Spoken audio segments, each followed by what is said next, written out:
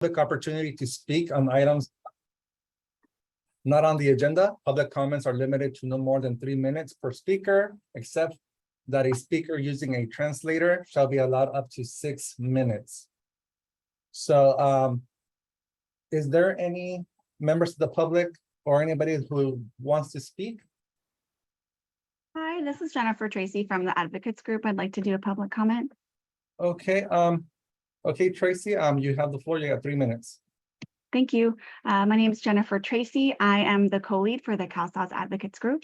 And our comment today is regarding the security features and benefits Cal that impact domestic violence and other survivors.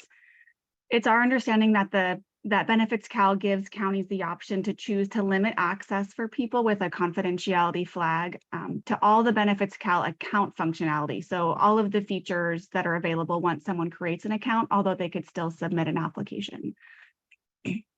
Our understanding is that this is to protect survivors from having their information hacked or otherwise accessed by people who may mean them harm. However, we've seen in other counties that when survivors are automatically blocked from accessing necessary functionality, such as benefits renewals, document upload, or other features, they are also put at risk. Families have run out of food and have been forced to leave safe places to go to the county office to address these barriers. Creating blanket blocks have a significant impact on women in particular, and thus create a risk of inequitable treatment of a protected class. At the very least, we're asking that counties who are in the process of making decisions about how to use Benefits Cal, that they seek feedback from domestic violence advocates and survivors in the communities about the best way to protect survivors without causing undue harm or undue barriers to access to benefits.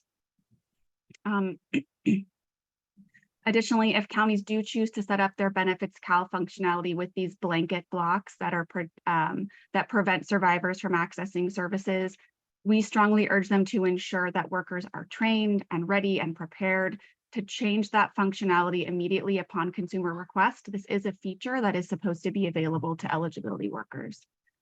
We appreciate the efforts to ensure that new systems operate safely, and we ask that these additional steps be taken to ensure that the well-intended efforts to meet the goal of protecting especially vulnerable communities can work the way that they're intended without unintended negative consequences. Thank you. Thank you for those comments. We'll go ahead and take them back and make sure that the project has signs on for review. And Albert, I think we've received a number of Benefits Cal questions that we've responded to. We will continue to make it clear. Thank you, Jennifer, for putting the link to your public comment in the chat so that we have those, we can document those. And I think some of this is going to be some coordination that we need to do with the counties as we clarify Benefits Cal functionality and how things are set up as we go forward. So we'll continue to look at those things, address questions, coordinate with the counties, as well as with the advocate community on this. Are there any other individuals that would like to speak on items not listed on the agenda? Seeing none, the public may also speak on any item on the agenda by waiting until the item is read and requesting a recognition from the co-chair to speak. All lines will be muted as mentioned earlier, and please make sure that if you're wanting to speak, make sure that if you're on your computer, click the microphone icon, or if you're on your phone, you may be double muted, so ensure that you're pressing *6 before you speak. John, I think we can move forward and go into our action items. Very good. Our one action item is from the minutes from the July 21st meeting. As I mentioned, at the back is listed the action items. A number of action items have gotten closed in our July 21st meeting. And then a number of the ones that are open are going to be addressed today and are on the agenda. So these are open for PSC consideration or to move approval. And again, if somebody moves approval and we go through the roll call vote, if somebody was not there, maybe they just could document that they're approving for the record, but not the content.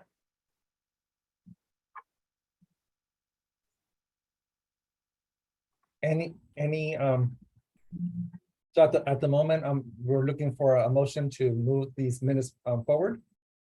Hi, this is Cindy, Region 4, and I'll move to approve. Do we have a second? Region 3 moves. Region 3 moves to approve as well. Thank you, Cindy and Region 3. We have a motion and a second, John. Can we do roll call? Very good. Clarissa, do you approve? I approve for the record, John, but not for content. I was not there in July. Thank you very much. Anna, do you approve? I approve, John. Thank you so much. Eduardo?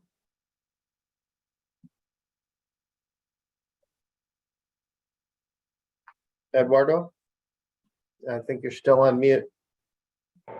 Hello, sorry, my apologies. This is Eduardo. Yes, I approve for the record. I was not present for the July meeting. Thank you. Thank you so much. All right. Jenny, do you approve for the record? Yes, I approve for the record. Thank you so much. Albert, do you approve? Approve. Thank you. Shalon? Approved. Thank you. Winna?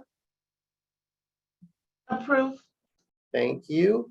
LaShonda, you approve for the record? Approve. Thank you so much.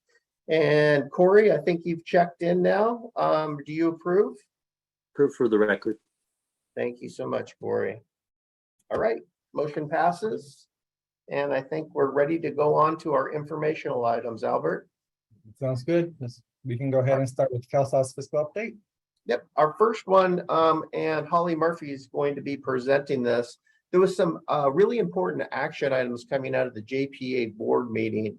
And our fiscal team, our PMO team, led by Holly Murphy, has gone in and done some research. And we thought it was really important as we provide this information to the JPA board. It's going to be provided to OPAC, that the PSC is aware of this, and the follow-up activities that we have. So Holly, I'll turn it over to you. Thanks, John.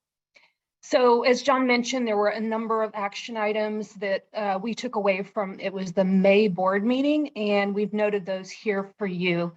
The first one is the board had asked for clarification as to what is included in the budget versus what is not included. And we did provide a summary of that information to the your county fiscal and contract SMEs during our last quarterly meeting.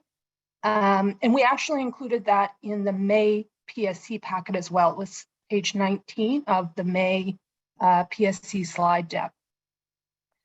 We did also provide some helpful hints to your fiscal staff with the assistance of Riverside County. Thank you, Ricardo and team. It focused on some best practices that Riverside has used to organize staff and track their time. The board also asked that we provide the fiscal group some more details about the last CRFI 22020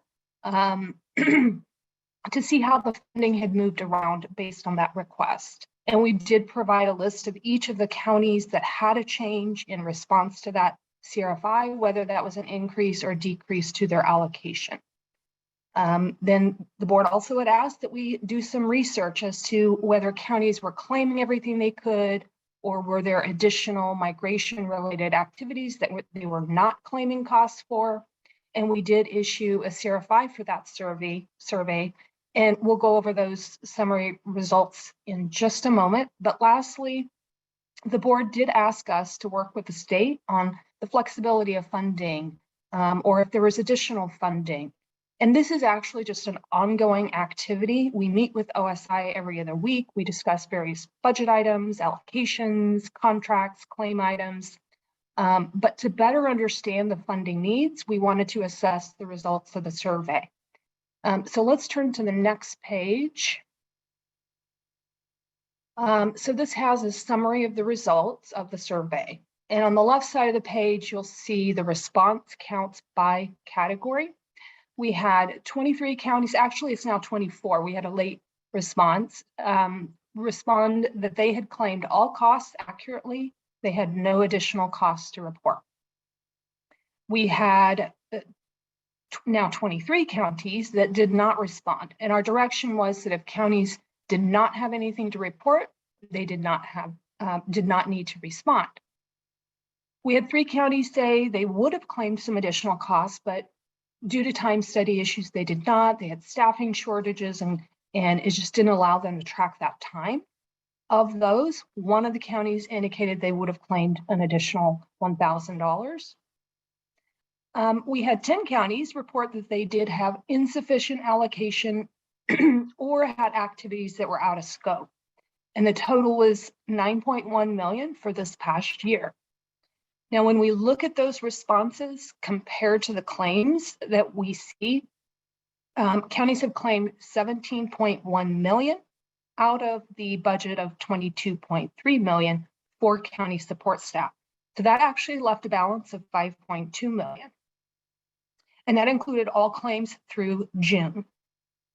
And when we look at the responses for the 10 counties, we identified out of the 9.1 that there was actually 6.7 million that appears to be allowable cost and that would fit into one of the 3 buckets, whether it's manual conversion, ancillary funding, or the preparation and planning category. So we can solve 5.3 million of the 6.7 by reallocating from counties that did not fully expend their allocation, as well as do a line item adjustment.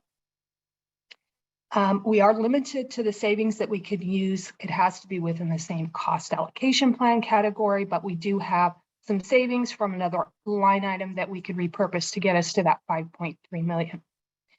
And then we can allocate that based on a prorated basis to those counties. However, had we had this information earlier, we could have actually further mitigated the 6.7 million through other line item adjustments. And then the out of scope activities that were identified did include staff time to participate in UAT. There was some committee support identified, which is an ongoing activity, communications related to preparing media or emails, various promotional items at the local level. And then the main cost was training participation, which is not in scope. For next steps, we've listed those on the next page. So again, based on the results of the survey, we'll work with the counties to update allocations, to redirect the savings from other counties to those counties with additional needs. And then we'll work with those counties on submitting adjusted claims. We do have a constraint of a 9-month claim window. So claims can only go back to October at this point. So we do have a constraint there. We also do understand these are spent costs, but I do know our Kelvin counties are familiar with this process of submitting the adjusted claims. So we think we can resolve a significant amount of that variance. And then looking ahead, we do plan to expedite the next CRFI to allow counties to request adjustments earlier for this year. We were previously planning that for the October timeframe, and then which is in advance of the next IAPDU. But we think for any current year updates, it'll be more helpful to you to have that information earlier. And then for that CRFI, our focus will be on the Kelvin counties, as the former CalSAWS counties are now beyond that post-go live window.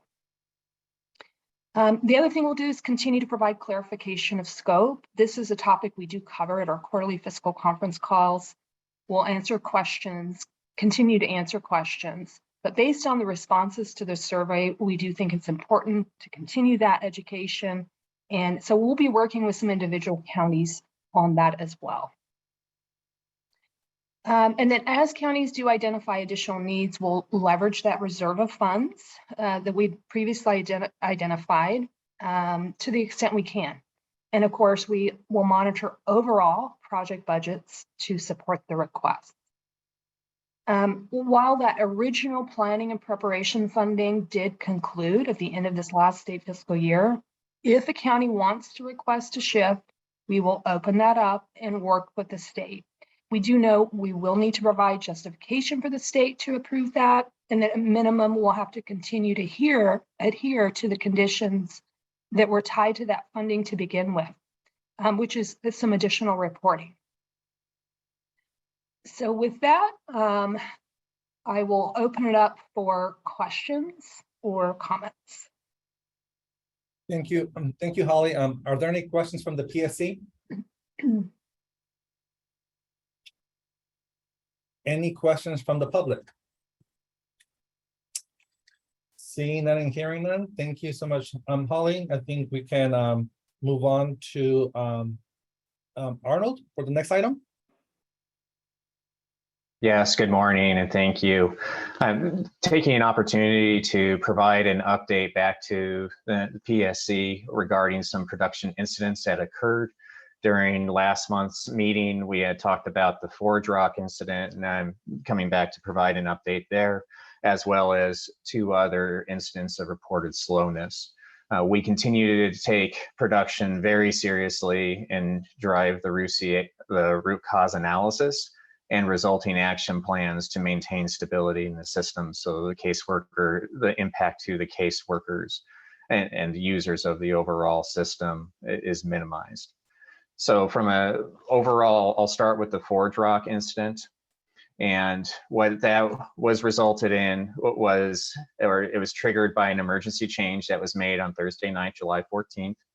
It caused one of the servers in the Forge Rock clusters. It's basically the computers that Forge Rock is running on to process the credentials as people are requesting to log in, was left in an unstable state. As a result of that, when users came in on Friday morning, any transactions that were routed to that one particular server did not work. And so we were seeing about a 20% failure rate. In the process of the team doing the troubleshooting and analysis, at 12:30, we took an emergency change to do a reboot of all of those machines so that in an attempt to restore the service. That reboot was unsuccessful, and we ultimately had to do a rebuild, which elongated the outage and also turned it into a full outage for 2 hours, which meant that users were unable to log into CalSAWS, so the caseworkers were impacted. It also impacted Benefit Cal authentication as well. So any users of Benefits Cal were unable to log in. They were able to browse on non-secure areas of Benefits Cal, but they were unable to log into Benefits Cal. As a result of the changes, or through the root cause analysis, we did highlight several areas that we are focusing on for stability and improvement. One is around the application of emergency changes and revising the process by which those are reviewed, approved, and put forward, and driving, instead of having manual changes being made, which is a technician entering data off a keyboard, it's done through automation. So we basically create what's called a script, which contains all the instructions in it. That script is tested in a non-production environment to make sure the syntax is correct, and so the commands are correct, and then executed in production. Therefore, you eliminate the potential of a miskey in entering the actual keys. The other component is looking at the disaster recovery platform. There was a network issue that prevented us from failing over to that disaster recovery platform to shorten the amount and duration of the impact. That network issue was corrected, as well as additional monitoring and alerting put in place to elevate and create a high priority incident to remediate that if it were to occur in the future. So we are looking at the people side from the process of how it's managed, as well as the technology side in improving the overall resiliency to avoid reoccurrence of this. If I move on to the next incident. So the next one had to do with sporadic performance. So we were seeing slowdowns, or users were encountering slowdowns. And that was primarily around forms that were being generated, and basically what happened is a change was put in that was a performance enhancement change because we're continuously tuning the platform as well as preparing for the load of as we bring on the 18 Cal wind counties. And so we had implemented a change to where we were processing forms throughout the course of the day rather than waiting for them to all be batched up and processed during the evening batch run. Well, there was an issue that occurred because that process that processes those forms during the course of the day actually resulted in what's called a deadlock. It basically is two different processes going after the same record. That neither one wins, and so things just stay there as they fight for it, and then that causes the slowness and the response time back for the end users. In looking at the root cause, there are changes that are being made to the code, the computer code, what's called SQL, it's query language, that basically eliminates the possibility of that. So those changes are in queue. In the meantime, that daily job that was processing those forms or that streaming process has been turned off until that change can be made. Another item that we are looking through the root cause is enhancing the performance testing. Since the performance testing failed to identify that conflict in a lower environment before it made it to production. So we are modifying the performance testing process to enhance it to include these types of scenarios as we continue to go to the streaming process to streamline overall system processing as we continue to scale the system. If we move on to the next item. So this was an item that had impacted our meds interface. And basically on the evening of the 26th, there was a manual step taken to stop processing of some of the meds transactions because they were running long and impacting other areas of the batch. In doing that manual stop, the team neglected to put further downstream jobs on hold, which then impacted and caused cases not to be included in the eligibility data or in the meds file that was transferred to our partner. All those were dated September 1st. So from a recipient benefit, there was no impact because in the course of the subsequent week, we were able to regenerate those missing transactions and append them into the file. So there was a number of items that came out of that incident as far as policy and procedures around overriding the batch and stopping that. And again, looking to provide or implement additional automation so that in the event those jobs have to be put on hold, all the downstream are automatically put on hold as well to avoid the issue of the missing transactions. As a corollary to this incident, there was also another change that happened where we had to batch up 2 days worth of meds transactions on that following Friday. And that was again because of the long running job. The team has identified process improvements and have opened defects and are currently going through performance tuning. And so you see the 2 defects referenced there in the next to last bullet point. So from those 2 will address the long running nature and eliminate that need of having to double up those transactions. So that's a summary of those events. I'll also take a moment to talk through some performance degradation that has been experienced sporadically through the course of this month, the latest incident being on Monday morning. And so that was reported slowness sporadic by various user groups across the counties, primarily in the morning between 8:30 and noon. The team has made several changes to and adjustments to the underlying system.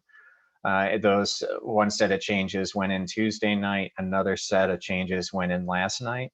And as a result of those changes, we have seen improved system performance and have not had the broad scale reporting of overall system degradation. We are going to continue to monitor those changes that went in the last 2 evenings, as well as there's always, the team is always looking at the system for other ways to further tune and improve performance as we continue to look at the day-to-day operations. So with that, Albert, I will turn it back to you for any questions. Thank you, Arnold. Are there any questions of the PSC? Hey, Arnold, Albert, I'll start with that. This is Cindy. Thank you, Arnold, for that report out. And obviously it's critical to get all these things identified and some solutions because of the Kelvin counties coming on board. So I appreciate you guys delving in and making sure that you have some solutions in place. It's time is critical right now. So appreciate the all of the information on it. Absolutely, Cindy, and we have consistent monitoring as we look at this, as well as we prepare for those Kelvin counties. We're also going through additional load and performance testing to identify when the additional counties come on with additional users that the system will be ready to support them as well. So that's currently going, and we are implementing additional changes as a result of that. That's good. I'm sure we all want that. So thank you. Any other questions of the PSC? Any questions of the public? Thank you. Thank you, Arnold. Thank you. We'll go ahead and move on to the next item. Lisa or Karen? Yes, hello, everyone. So we just wanted to give some highlights of current activities and upcoming activities as it relates to the core CalSAWS releases. So really just some brief highlights here on the first slide. This covers some of our priority items that have either been run this month already or are upcoming. So we have run the CNI caller already earlier this month for our child welfare population. We've run the CalFresh emergency allotments this month already. As we turn our attention to September, it is going to be a very busy month. We have our annual CalFresh CalWorks caller run.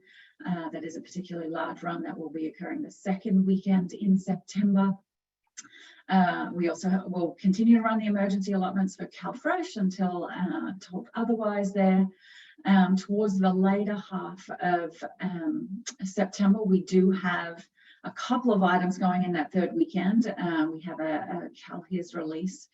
They have their last release before open enrollment. So there's some coordinated testing and activities going on with that release across the SAWS systems, as well as we have county prep cutover activities for the Wave 1 counties of Placer and Yolo. And then the last weekend of the month, we do have our 2209, our September bi-monthly release. And if we go to the next slide, there's just some highlights there. As we move forward each month, we'll continue to provide updates and highlights from the baseline releases that we have. A lot of policy going into these releases. So this is just a quick overview of what's in 2209 as well as 2211. Obviously more items there as we move forward and gear up for another exciting month with many activities in flight from an application perspective. And that's the update. Brief today. Thank you. Any comments of the PSC? I have one. Excuse me.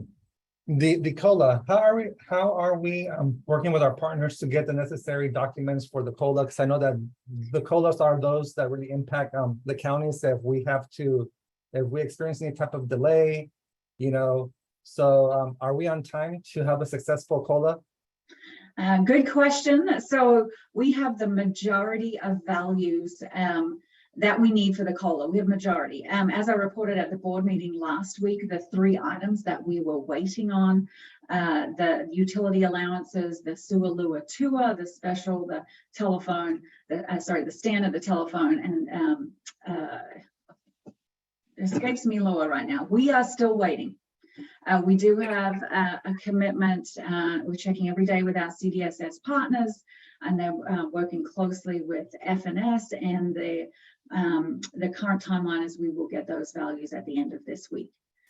So we are moving forward, starting, do our regular development activities, starting testing activities, and as soon as we get those values, we put them in a codes table, and we can continue our testing activities. So we definitely are checking each and every day to confirm that those values are still on track. Thank you. And if our CDSS partners are on the line, any help that they can give us to get those missing values will be greatly appreciated. Again, COLAs are those, we have to get them right. And in order for us to get proper noticing, we need to make sure that we are on track with those. So thank you. Any comments from the public? Hearing none, we can go ahead and move on to the next item, the key risk. Arnold? Hold on 1 second. Let's go back one more slide. I think there was also a quick update I see on this slide, on slide 17, of upcoming benefits Cal items. Owner, do you want to quickly go over that? And then we can turn it back to you to move on after that. Sorry about that, Albert. No worries. Sure, John. So a quick overview here. Good morning, everyone. This is Onur from the Benefits Cal team.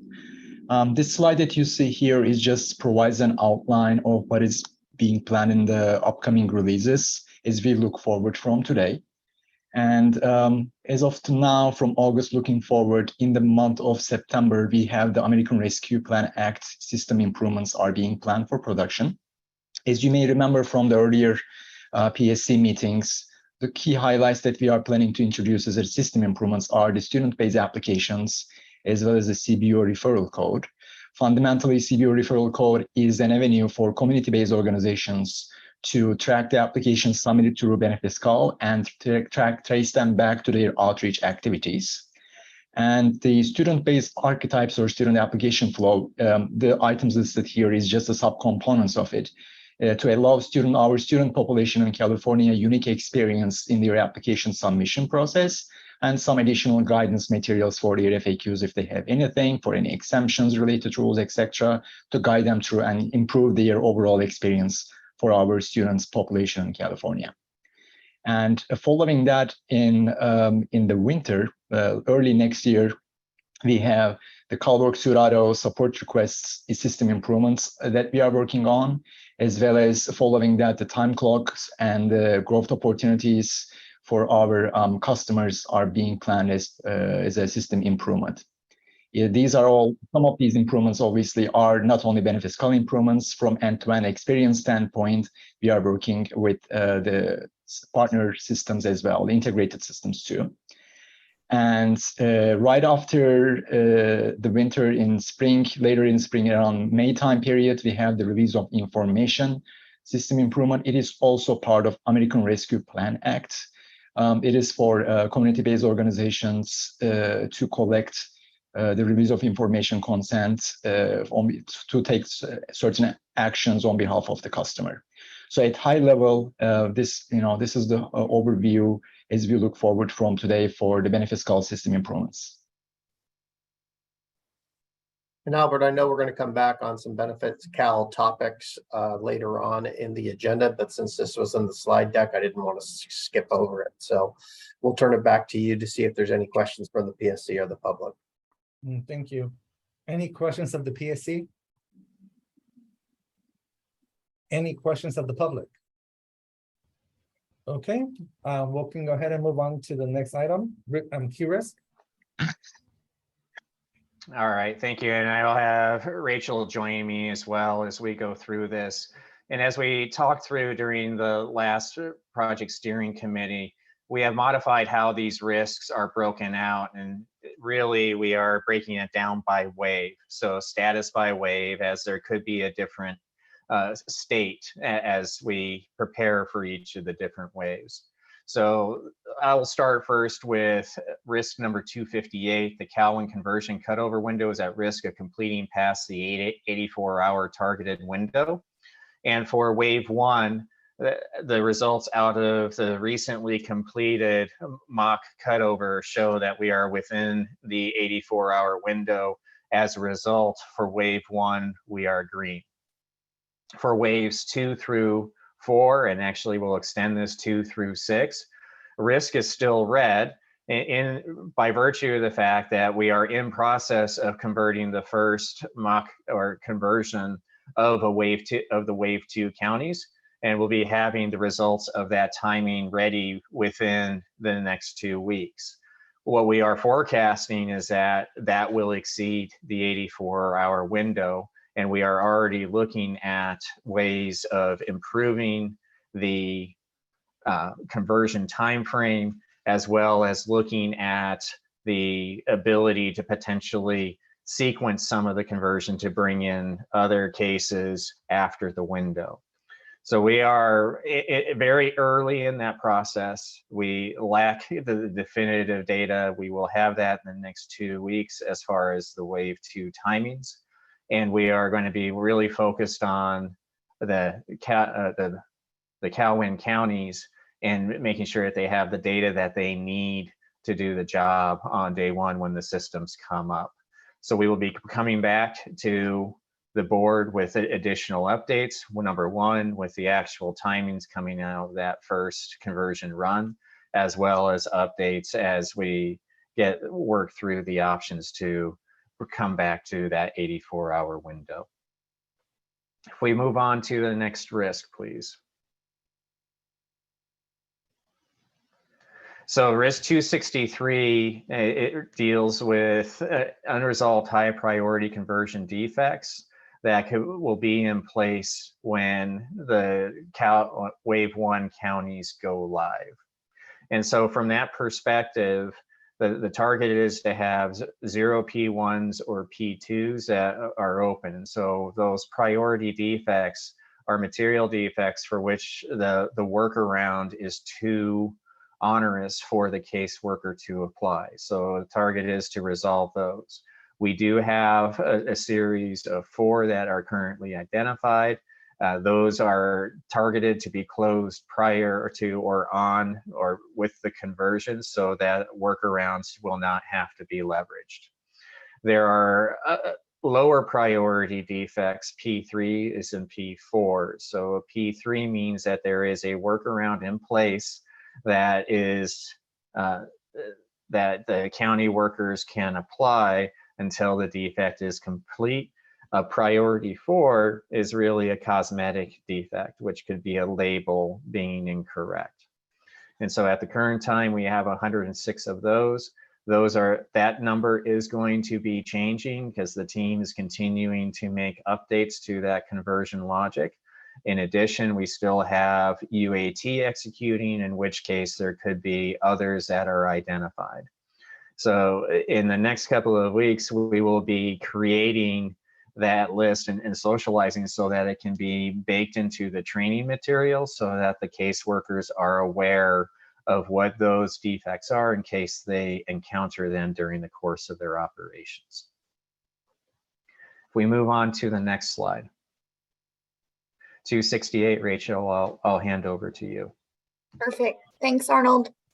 So just for reminding folks, 268 is our overarching risk that we're using to track all of the readiness related activities for readiness for the Kelvin counties to go live on CalSAWS. So each of the areas have their own individual risks and risk plans And what 268 is doing is it's bringing all of that together in one view. And we had used this to develop a contingency plan, set of options that in the event that any of those risks get realized, that we use this 268 to execute against that plan. And it's just, you know, standard project management as we've spoken about in the past for tracking. So as it relates to wave one right now, if we look at the various areas of readiness, there is an area of readiness that is having wave one be an amber color at this juncture. And so the area, and I'll talk about these when we get to the risks related to 262, but what this is right now is relative to making sure that we've got the support plan in place for wave one, which the plan has been developed. The resources are in process of getting confirmed against the plan for post-implementation support as well as pre-implementation support. So that has been mitigated. What is pending right now for wave one is the go live packet. And that is what is provided to the counties. So that is essentially, I'll call it a desk guide that is provided to users so that they can know where to go in the event that they run into a need for support. So that go live packet template has been created. The content is what is being developed at this juncture. And we want to make sure that it's really tailored to the people that are going to use it. So that is what is right now driving wave one as an amber related item. If we could move to wave two, on wave two, there are two items in particular. And I'm going to talk about the change discussion guides when we get to 270. But what is driving wave two right now is the change discussion guides. And then on 262, which is the county readiness related activities, the counties do have their work plans. They do have their checklists. We do have the TOS teams engaged with wave two. So county readiness related support is there. This is really more so tied to, again, that go live packet and what is needed for wave two and beyond. Wave three is at the same position as wave two. And again, I'll talk about 270 when we get to that item. And then 4 through 6 right now, we are at a state of where they are tracking, and we are saying that that is stable at this point for waves 4 through 6. If we could move to the next risk, 269, Arnold, wanted to turn this over to you. Thank you, Rachel. 269 is involved with the risk associated with the Calvin counties lacking sufficient time for developing and testing and refactoring their ad hoc reports and ancillary systems before go live. For wave one, we are still reflecting red in the fact that there are still some reports that are required and that the county that they're working on, that we are leaning in and providing the assistance.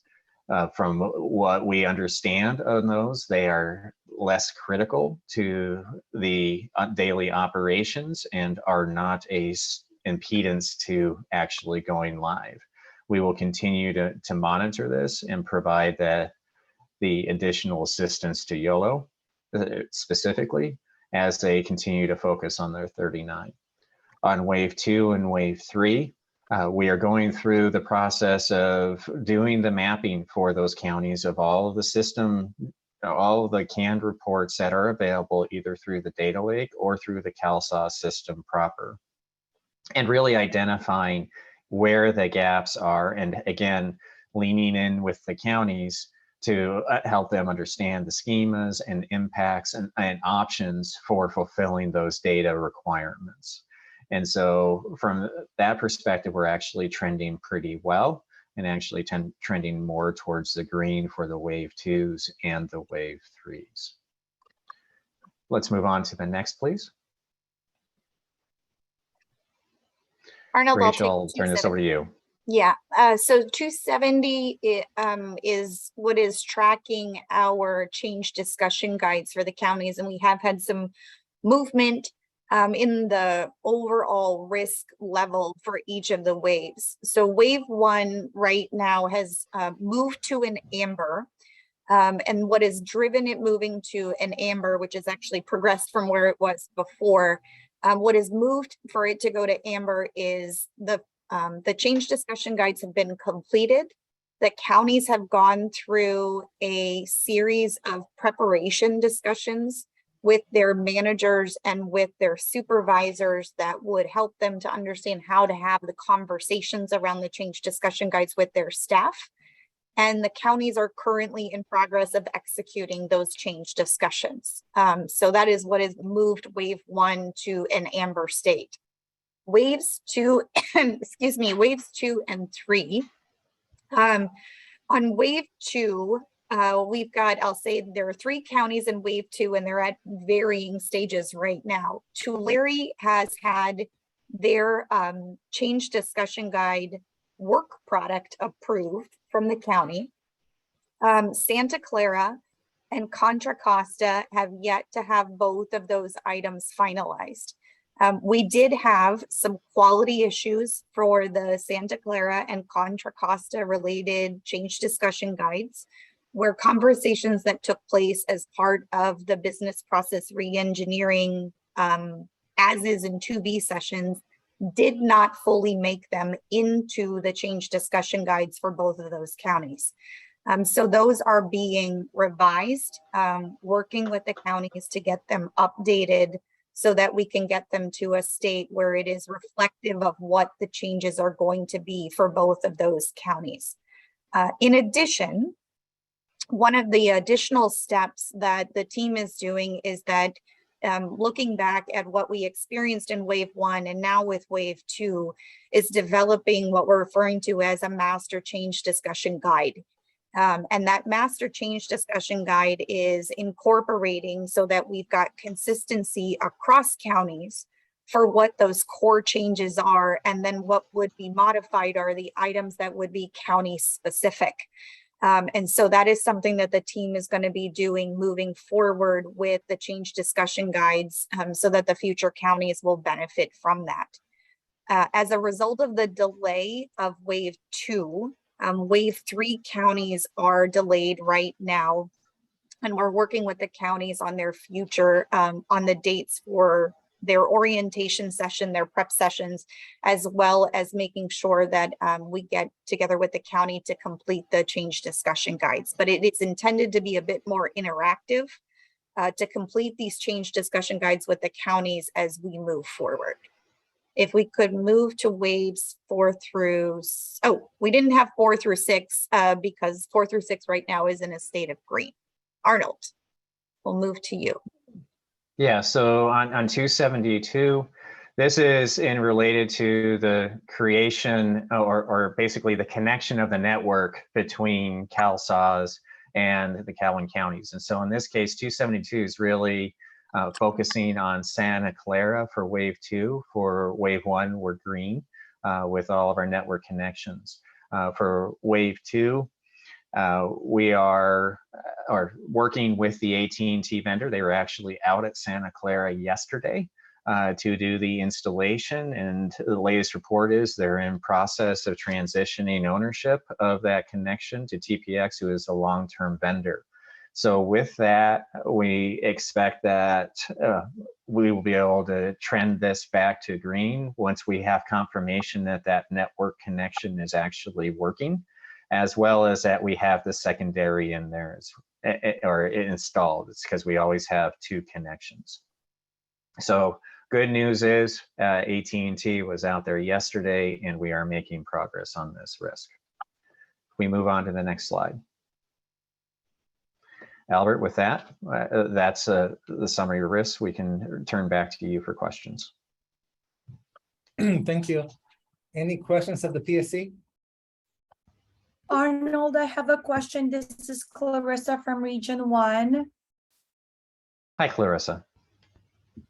Can we go back to slide number 22 with risk 268? So my question is the wave 4 through wave 6, is that green because we're not there yet? Because I'm not sure we've received anything. Rachel, Yeah, I'll let you answer that. It is, Clarissa. So waves 4 through 6, the work plans, the checklists, and the TOS team items are not yet planned for those counties to have received them yet, which is precisely why it is green. And we can share those dates out with you as well. I believe for wave 4, the work plan is going to come out later this month. October, I believe, is wave 5, and then December is 6, is what I recollect. So that's precisely why. Yeah. And it's the same for the other risks as well then, because I missed waves 4 through 6 on the other ones as well. Yes. So it's just we're not there. We're not Okay. there yet. Yes. So the green was misleading to me. I Yes. was like, did we receive something already? All right, Yes. thank you. Sure thing.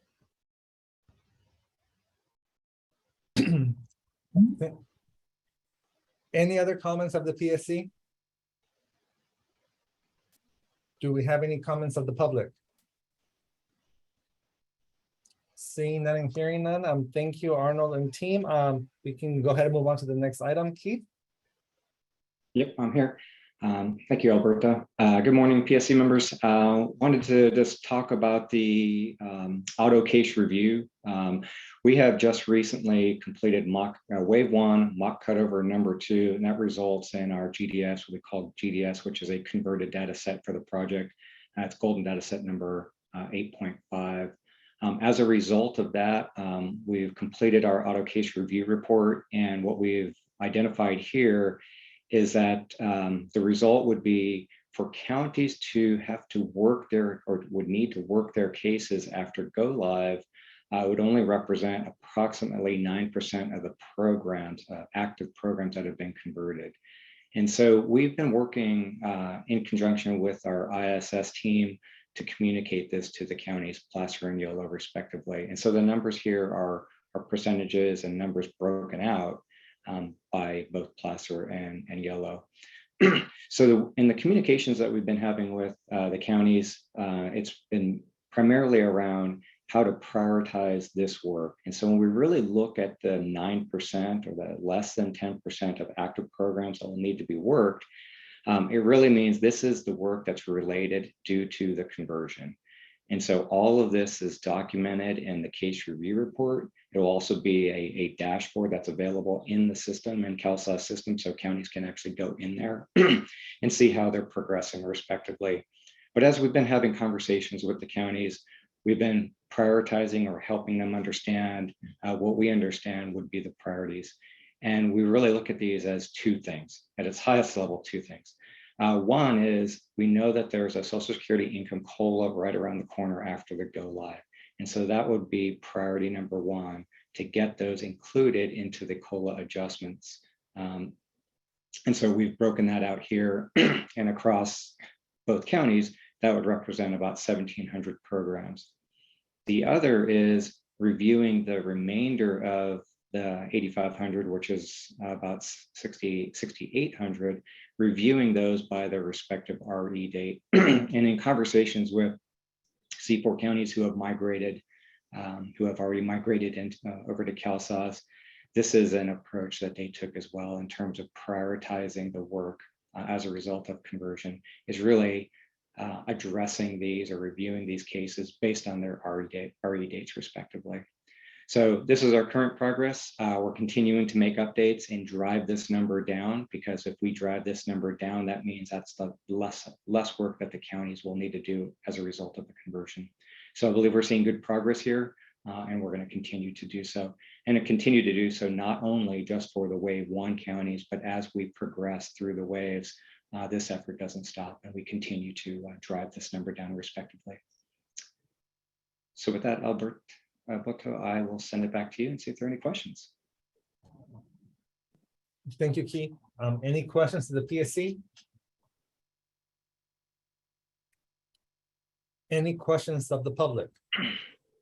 Hi, this is Jennifer from the Advocates Group. I raised this at the JPA, but just want to raise it again here that we're curious to know more about the types of cases that are most affected with the batch, just to kind of get a better sense about which types of like consumer demographics or something like that, if that's known, to better understand who might be at risk of having to have their case reviewed and have it not be converted properly.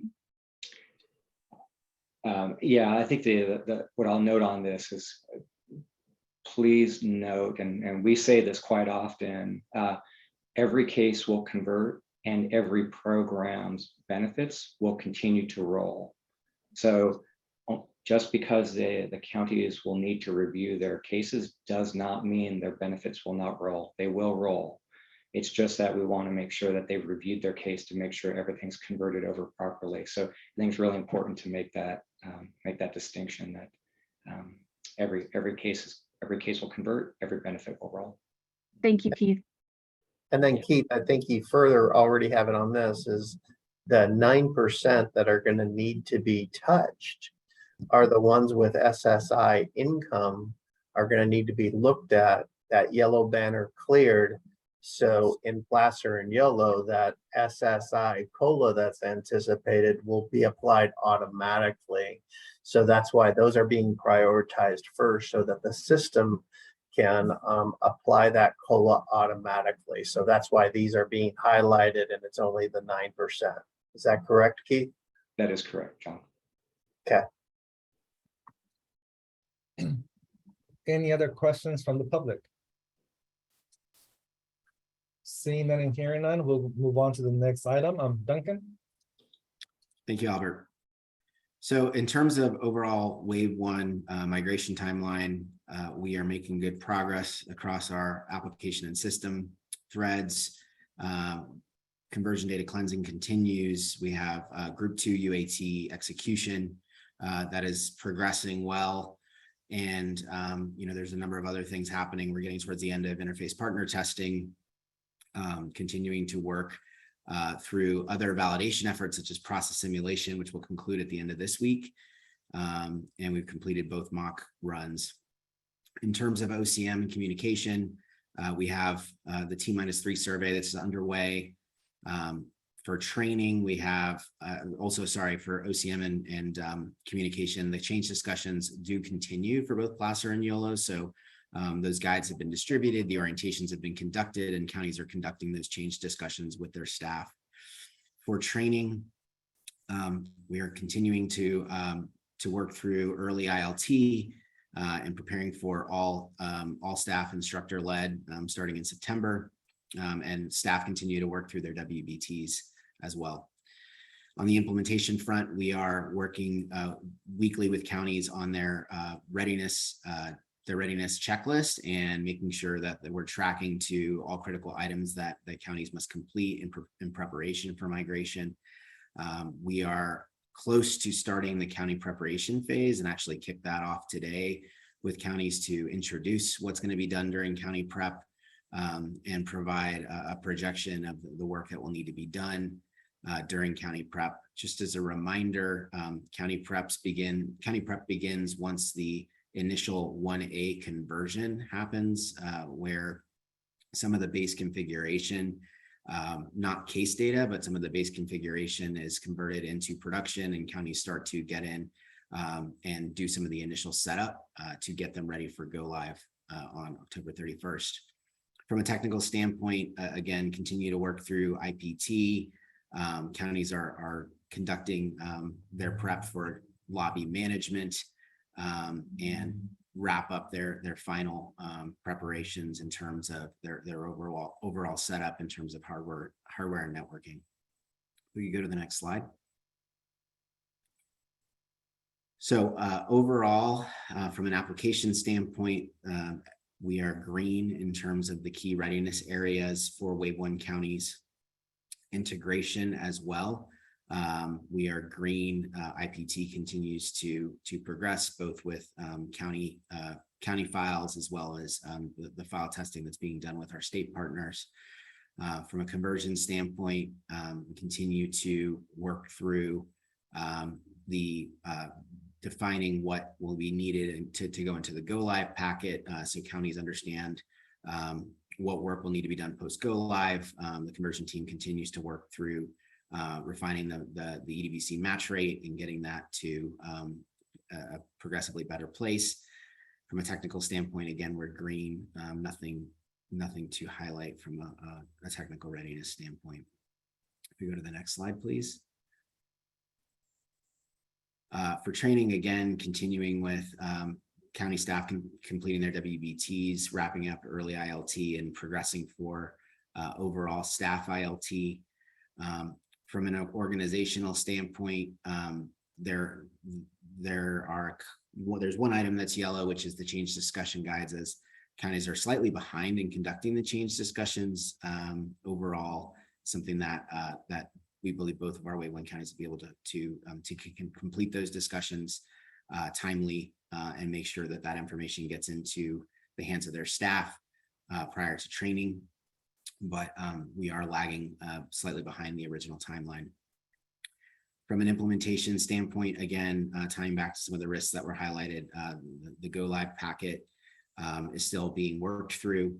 And we also have some planning that's completing around post-implementation support. So from that perspective, we are behind on both those items, but still tracking to recover. We have kickoffs scheduled, one with YOLO next week on post-implementation support, as well as one with Placer the week after. So the collective project team has been working hard to come to alignment on the overall structure, resources, and support channels that'll be available to staff once we go live, and look forward to communicating that in those kickoffs. We move to the next slide, please. From an overall county readiness standpoint, nothing to highlight from an application perspective. For integration, again, IPT continues. There's still work being done with Placer relative to testing the file handoffs with their bank. And then for YOLO, we're finalizing IPT testing and working through auditor controller. From an implementation standpoint, I know that there's some discussion around the ad hoc report refactoring. Placer is in a good spot. YOLO is working with the county, working with the project team, specifically the application ad hoc reporting team, to get through their remaining ad hoc reports and refactoring those. But overall, believe that we're in a good place in terms of being ready for go live and having all the reports that are needed from an ad hoc perspective for go live. And then from an organizational standpoint, again, just working through the remaining change discussions in both of our Wave 1 counties and making up ground on a bit of a late start that we got on the CDG change discussions. I will pause there and send it back to Albert. Thank you, Duncan. Any questions to the PSC? Questions of the public? Okay, thank you, Duncan. Thank you. Peggy?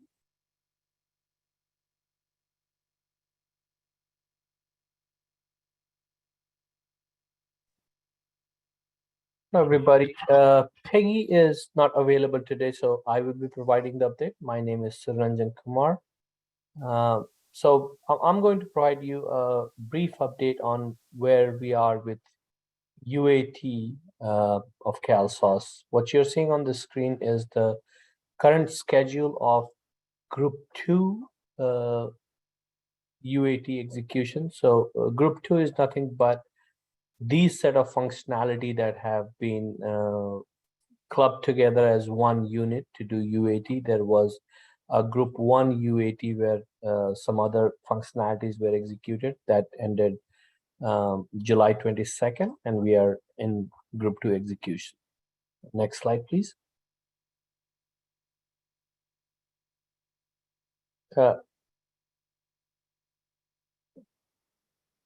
So as the slide is being brought up, I'll just continue to talk about UAT. So in group 2, as you saw, that we are testing functionalities relative to medical, CMSP, GAGR, fiscal, and other ancillary functionalities. It has been a great effort, as you can see from the slide. All 18 counties are participating. There are over 180 participants who are conducting the testing. Their current scripted testing is to do about 585 UAT scripts, and we are into penultimate week. There is one more week of execution left, and after that we will get into 2 weeks of defect retest if there are defects that are found, or there is some more testing that the county would like to do. Next slide, please.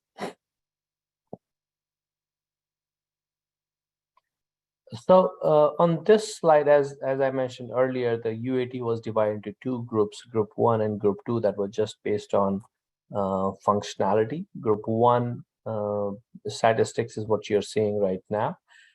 Group 1 execution finished on July 22nd. All scenarios were executed with 85% pass rate.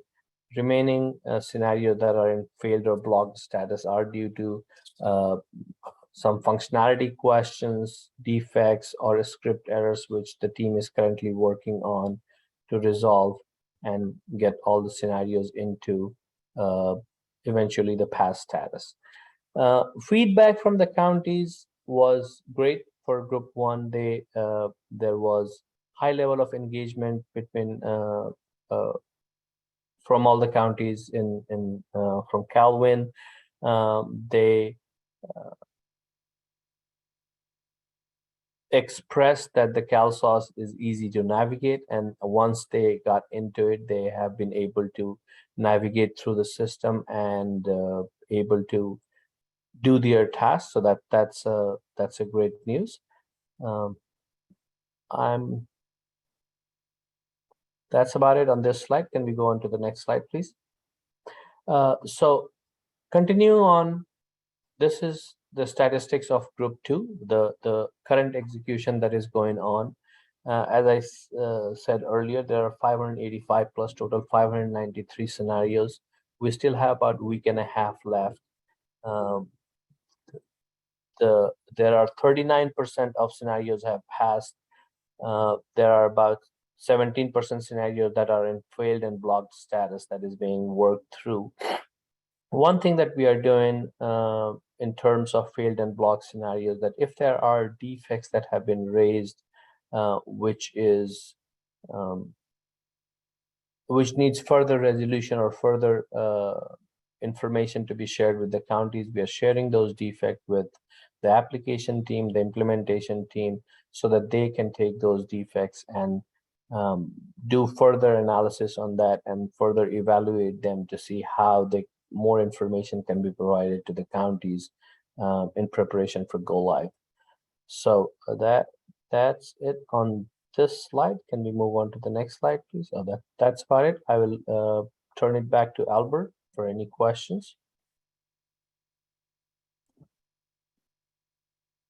Thank you, Saran. Is there any questions from the PSC? Yeah, Albert, this is Cindy. And I have a question for Saranjan. Thank you for the UAT report out. I was just curious and thinking and had a question about on the defects that are being noticed in the UAT.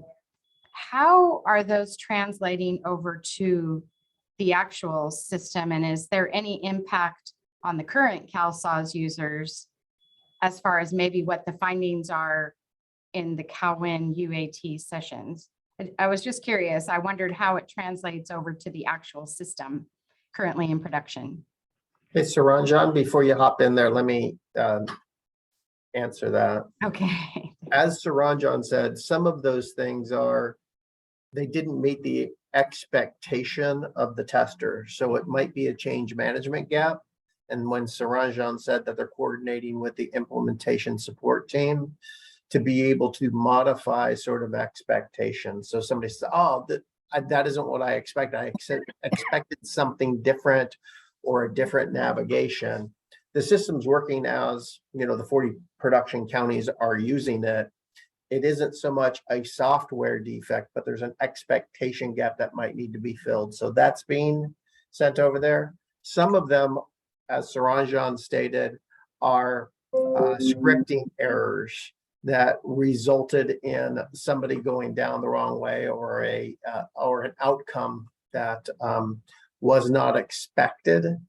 And then if some of them are software defects, it might be sort of conversion related or those other things that are being investigated to be able to do that.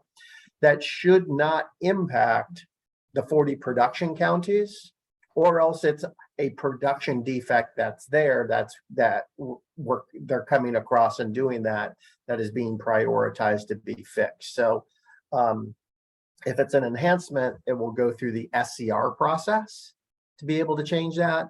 If it's a defect, it's either ISS and an expectations gap, or it's more conversion related, or it's similar to the software defect that might be in the system that's being prioritized. But if it's something else that's new, they're researching that and putting it in and validating with BAs and those types of things that it is in fact a software defect. There's very few software defects that are being found. It's more expectation gaps and training items that are needed there. Saranjan, did I get that right? Anything you want to add to that? No, you got it perfect, John. Nothing more to add. Thank you. Okay, thanks. So if there was something noticeable, then the project would follow that through as far as at the SCR process. Yeah, if it was an enhancement that was being requested to be made, we'd go through the SCR process. If it was a policy interpretation item, we might go back to do a policy clarification to the state to be able to do that, or bring it back to the committee if there was some type of disagreement on that. But we'd use our governance process to do that, and it would be known by the committee. And if it was a interpretation of policy, it would be, we'd be seeking that from the state. Great. Okay. Thanks, John. Yep. Any other questions of the PSC? Any questions of the public? Thank you, Saranjan. Rachel, for the next item.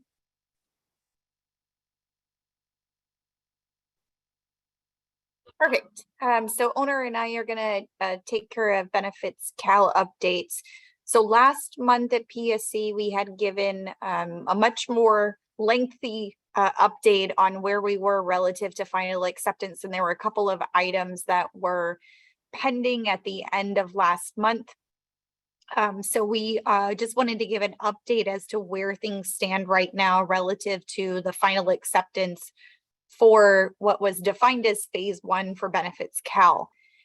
So we have implemented the items that were set forth, which is our baseline set of requirements for phase 1. We have corrected the deficiencies associated with the items that were identified as part of the acceptance period. And just for refreshing folks' memories, we did have 2 acceptance periods for benefits Cal. One was following the C4 county migration onto benefits Cal, and the other one that we had was for Los Angeles. So we actually ended up having 2 acceptance periods where these production incidents would be identified and we needed to correct them. We also needed to monitor any issues that were coming out for anything that was high priority in the month that was immediately following the go live for both of those migration efforts in LA and the C4 counties. And then we have fixed all of the said deficiencies. So at this point, this is where we are relative to the final acceptance for benefits Cal.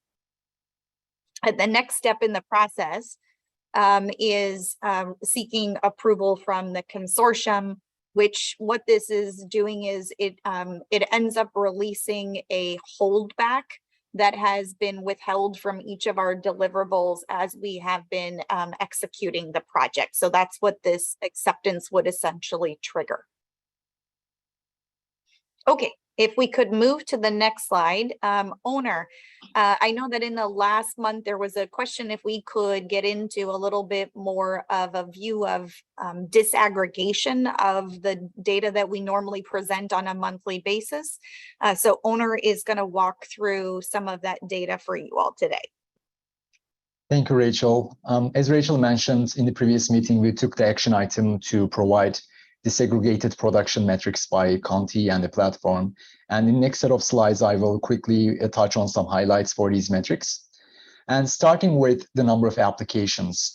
In BenefitsCal, we received more than 835,000 applications since go live in September. And as you may remember, the C4 counties go live was in September, and Los Angeles County rollout was earlier April this year. And the graphic here shows us that some counties have higher volume than others. And in the big picture, when we look at the distribution here, the applications that have been submitted by the counties aligns with what we would expect, which is based off of the size of the counties. Basically, we see a higher volume of applications submitted coming from larger counties. It aligns pretty much with that. Next slide, please. So as it relates to the number of applications by platform, this slide outlines here the breakdown of the applications submitted through the BenefitsCal versus GetCalFresh.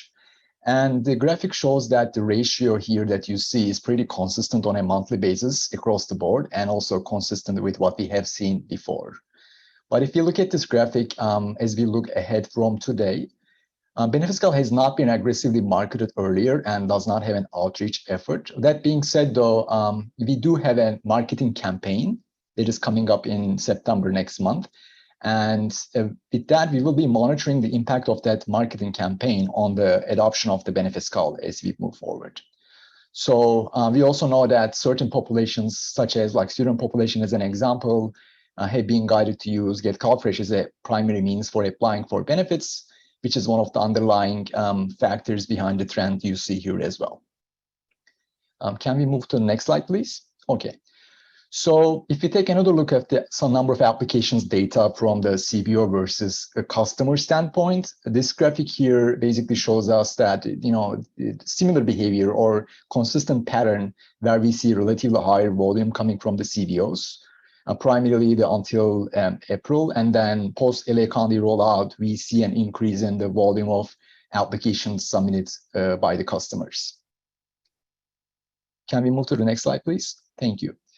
From the renewal standpoint, we received more than 158,000 renewals in BenefitsCal since October last year. And this slide here shows us that the breakdown of these renewals by type and the month.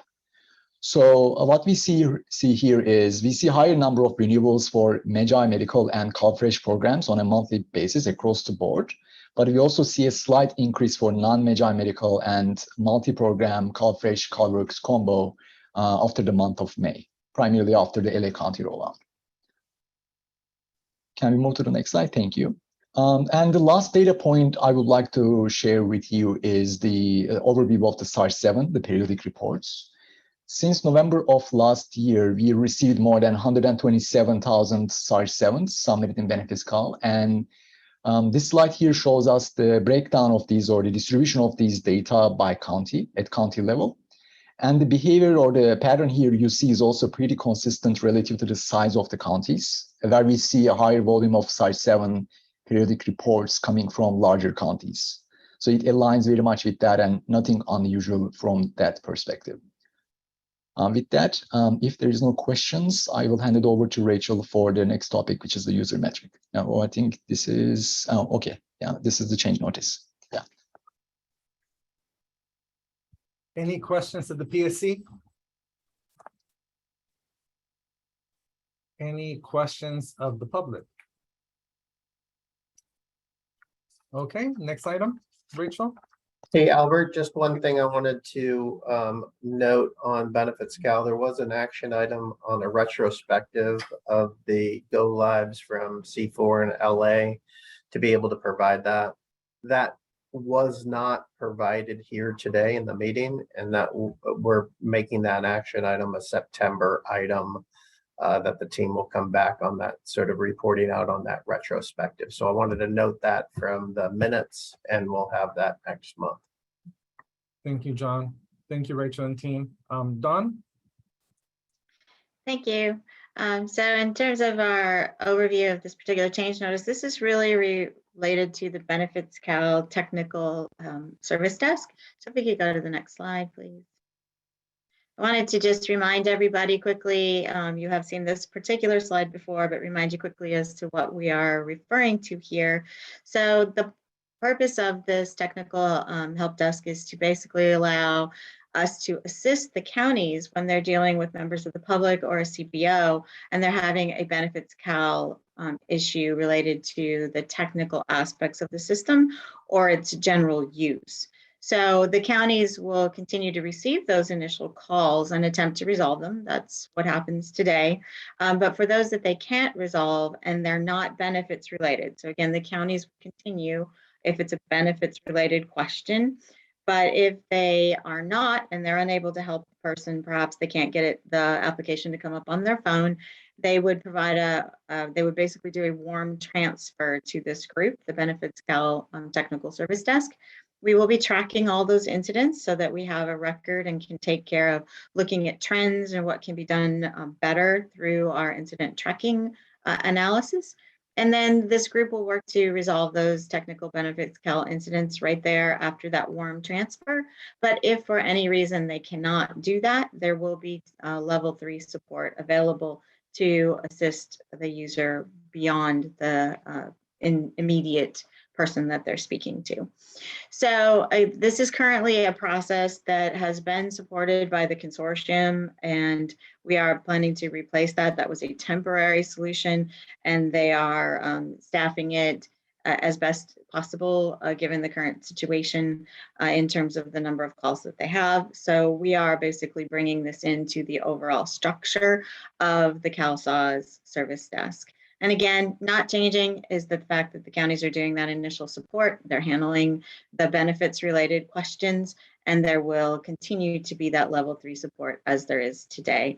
So if we go to the next slide, we are really coming back today to talk about a question that we received, which was around, could we expand a little bit on what kinds of questions will the Benefits Cal Technical Service Desk be able to handle? And so again, they will get transferred to the Benefits Cal Technical Service Desk. We are offering a warm transfer opportunity. If the person cannot stay on the line, there will be other options for how we will get a ticket or get a communication from them that we are offering as well to the counties in the event that the person cannot stay on the phone. But we are offering the warm transfer to this particular service desk. And the kinds of things that they will be able to do from the service desk perspective is things like you can't get logged in, you can't create an account, you cannot access the portal page on your mobile phone, can't upload a document. You can see the list there, system error messages, maybe your browser is giving you an error. You may need to clear the cache on your phone. The functionality doesn't seem to be working correctly for you. So again, not that you believe the benefit is incorrect or that you have some sort of benefit change information that you need to provide, but anything related to the actual usage of the application or accessing the application is really the area that this particular help desk will be assisting with. So I think it's back to you, Albert, unless to see if there are any questions on that. Thank you, Dawn. Any questions at the PSC? Hi, Albert. Sorry, this is Cindy again, and hi, Dawn. Thank you for that. Just wondering if there was going to be, or the need for training or anything like that with the county help desks as far as the warm handoff process goes, or is it pretty easily It isn't going to be very hard, but you are absolutely correct. We are coming to a county near you, including yours, Cindy, to make sure that your help desk does know how to make this happen, and also to verify who are taking these calls, because we want to be sure that anybody who's taking these kinds of calls can either get that to your help desk or get it directly to us. So there'll be webinars and additional information coming out actually quite soon, because we are getting close to having the technical solution completed and ready to implement. So yes, training coming your way for your folks. Great, sounds great. Thank you.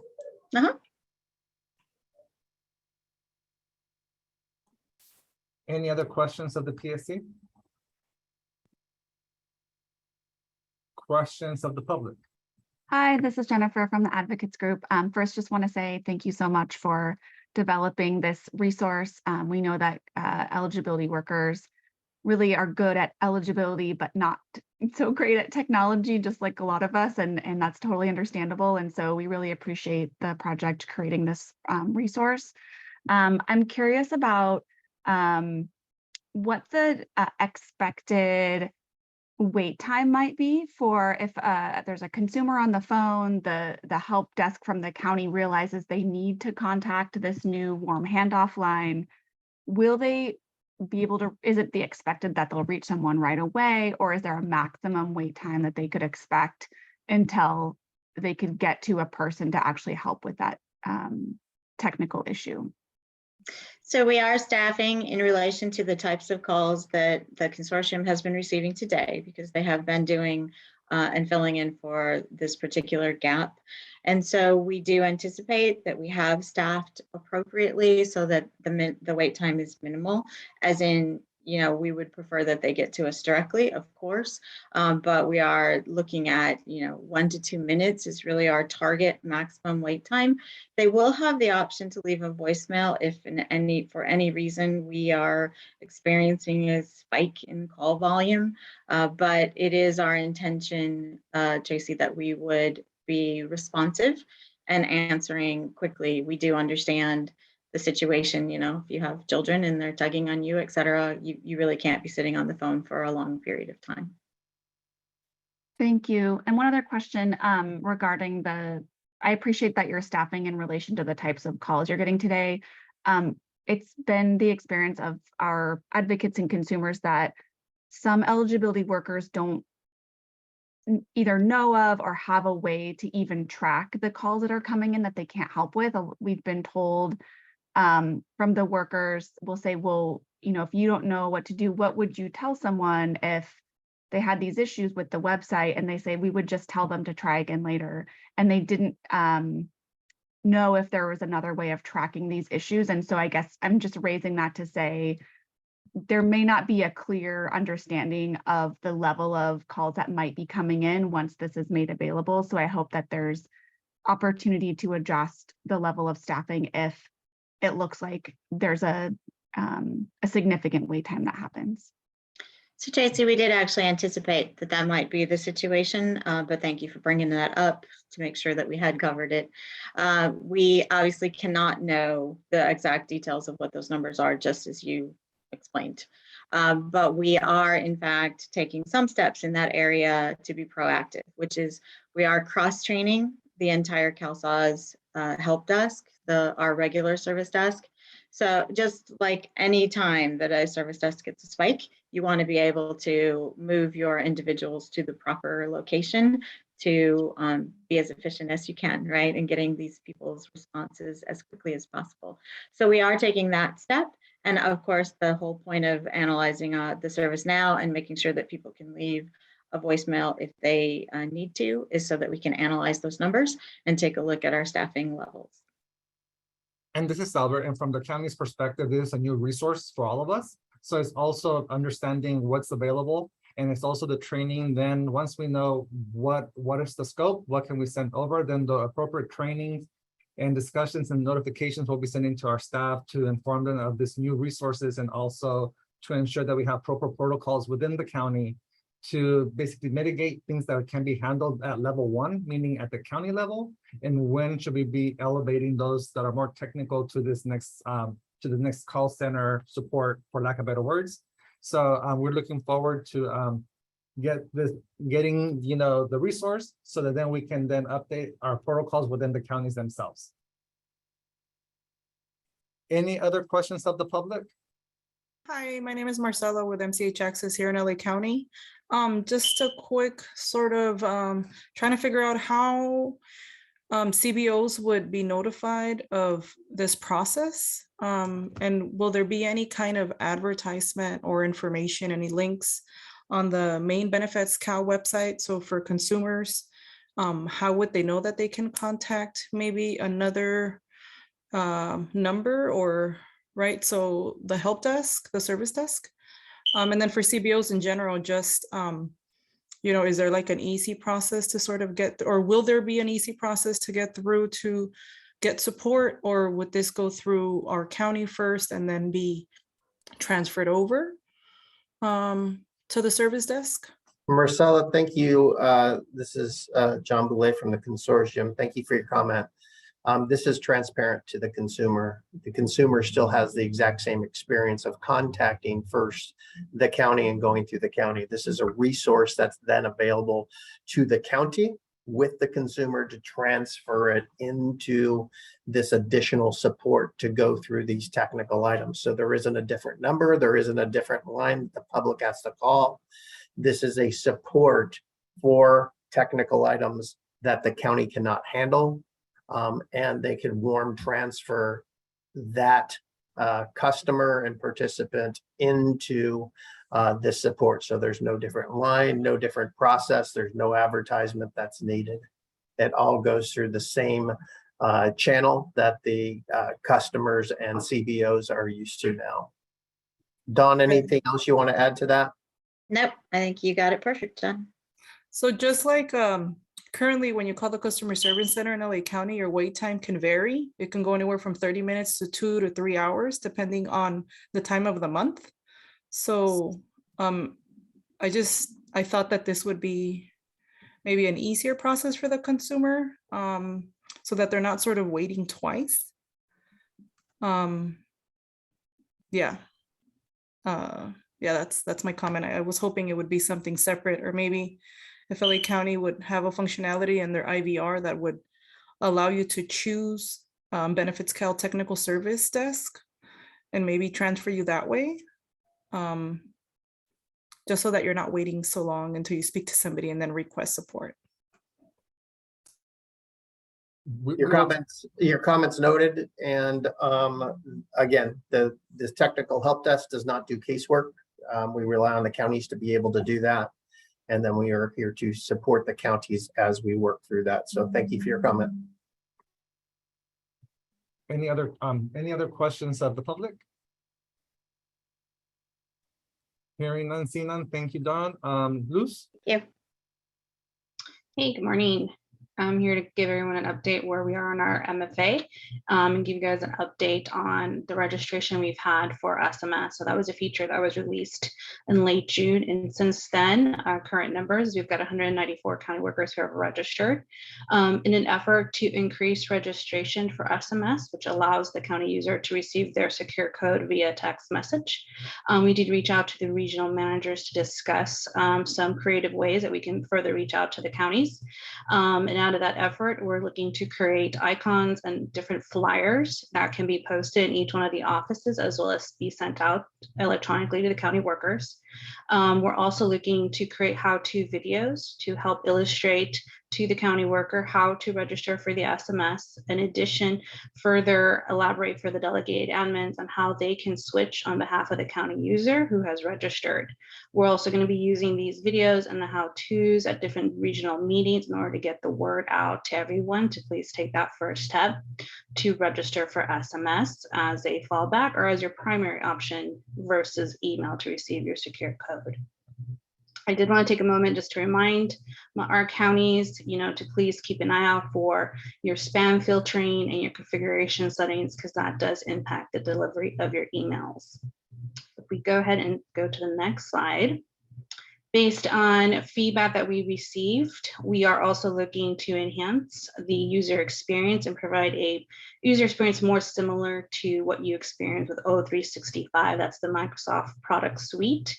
In this effort, we're looking to see how we can best introduce an option for our users to either dictate whether they want to use email or text as an option to receive their secure code. And so as we work through the various solutions, we'll bring that back to this group and discuss potential release dates as we look as to how to best roll this feature out to the county workers. In addition to provide an update on our other two enhancement requests, we are still working our concept in the lower environments on how to reduce the frequency of the MFA prompt. We're looking at different options that require to be less intrusive to our county workers, as well as less intrusive onto their desktops. So we'll continue to work on that POC and provide updates on the findings so that we can secure a release date. And then lastly, I did just want to provide an update to everyone that we do continue to work with our third-party applications, such as the Imaging Highland system, as well as Click, and working with their R&D and engineering departments to further enhance the experience as part of making sure that when you log in once, you have one common session across the various applications that we provide from a CalSAWS perspective. I'll pause and pass it back to you, Electo, to see if there's any questions. Thank you, Luz. Any questions to the PSC? Any questions of the public?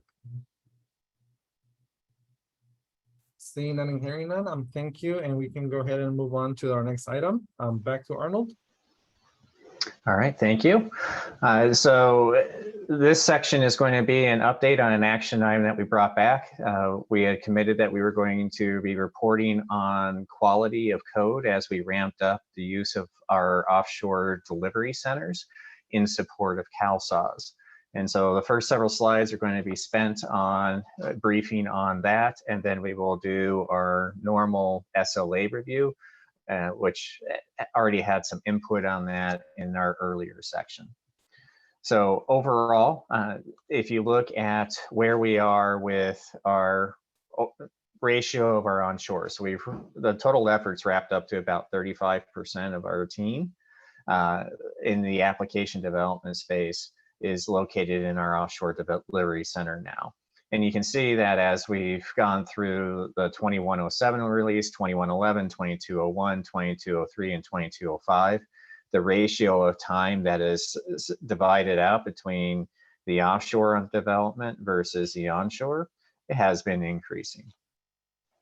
If you move to the next slide, with those 2203 and 2205 releases, the quality of code that we are seeing as a result of that is still very high. So we are seeing no appreciable degradation in the application release quality, and we are seeing actually very good quality coming out of the combined effort, because we are consistently going through and doing root cause on how we can continuously improve our quality. And the way that we're calculating the quality is the actual number of hours spent reworking defects as compared to the effort. And so if you look at it with 2203 and 2205, it's actually lower than our earlier releases. That could change as time goes on if additional defects are identified in the upcoming months. And so we'll be able to update these statistics and continue to provide this as we report back to JPA and PSC. If we move on to the next slide. So as we take a look at our performance results, July was a harder month for us, and it's directly related to the 3 outages that I opened the discussion with earlier on in the meeting. I have very good news to report on our service desk diagnosis time.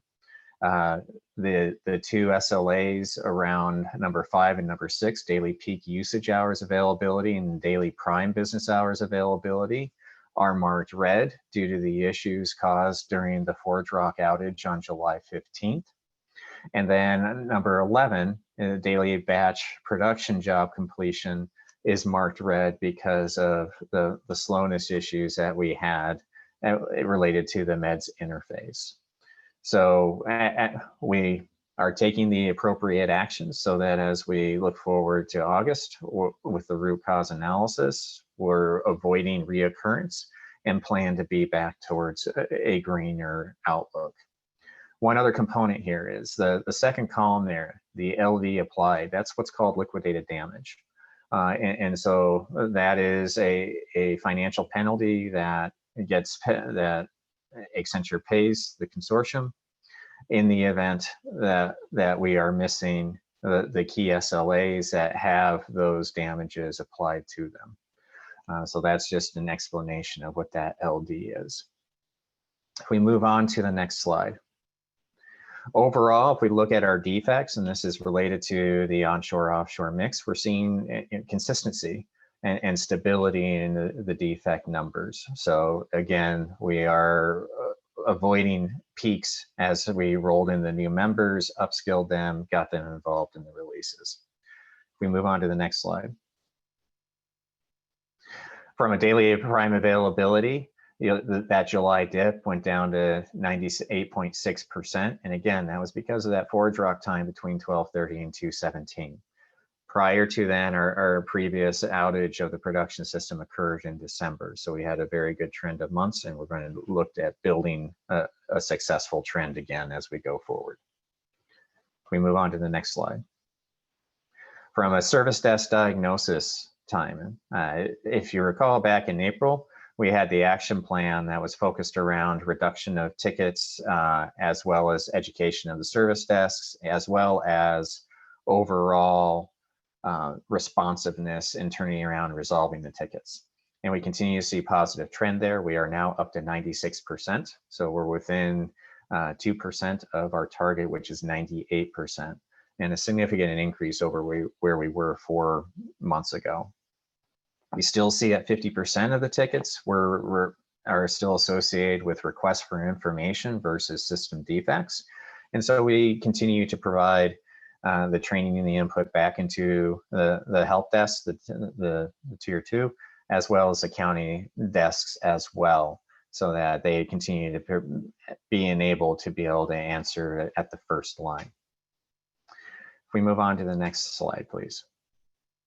Overall, we're seeing the benefit of this focus and the fact that, as you saw, or as you can tell in July, we only had 17 incidents that missed the SLA in the July timeframe. And we're also seeing the decrease on the right-hand chart that shows that the total inflows decreased by 1,000 tickets from April to July. So the effort and the focus that the entire team has had is playing out and is able to be seen in very positive trends on both the frequency of the misses as well as the inflow of tickets. If we move on to the next slide, please. With that, Molly, I think I saw you join. Do you have audio? Would you want to walk us through the Highland metrics? I do. Thanks, Arnold. Hi, everyone. I'm Molly Warren here from Highland Services. You might have noticed in the agenda that Sarah Ross Miller was slated to present. Sarah had a family event, but she'll likely be the one presenting these in future months. So I'm here to share last month's results for imaging SLAs. So first, what is an SLA? An SLA is a service level agreement that Highland has contractually agreed to with CalSAWS. So each of our SLAs is tied to specific targets, and then if we do not meet that target, we issue a credit of our monthly subscription fee and apply that back. So I will run through those different SLAs and then our results from the month of July. The first one here is the monthly page view objective. So the monthly page view objective states that the data center will provide viewing access to a 70 kilobyte page document or smaller in less than 2 seconds. So our monthly target for that objective is 90%. For the month of July, you'll see 99% of our page views that were 70 kilobytes or smaller took less than 2 seconds. So we did meet this. The actual number of page views, which is on the next slide, was 7.6 million, and just about 45,000 of those took more than 2 seconds for the system to provide the page view. So that's how we arrived at the 99%, stating that we did meet that monthly page view objective. The next objective is the database transaction objective. This one states that every database the database transactions would be completed in less than 1 second, and our monthly target for that one is also 90%. So for the month of July, we had a result of 99.97 of database transactions taking less than 1 second. In July, there were 1.16 billion number of queries. 329,000 of those took longer than 1 second. So that's how we arrived at the 99.97%. For those that did take longer than 1 second, the average of those queries was around 1 second for those. So that is it for the database transaction objective. You can pop to the next slide. And that's it from a SLA perspective. I know that was brief and a lot of numbers. So Alberto, I'll hand it back to you for any questions. Thank you, Molly. Thank you. Any questions of the PSC?